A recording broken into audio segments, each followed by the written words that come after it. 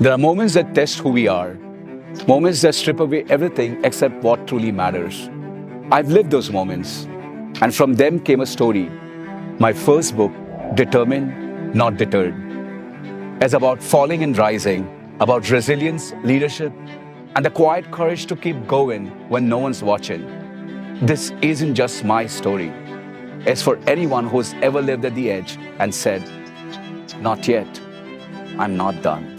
I'm inviting you to walk with me, not as readers, but as believers. If this message speaks with you, then help me take it forward. Sponsor this journey by ordering bulk copies for your teams, your students, your friends, the ones who need to hear this message the most.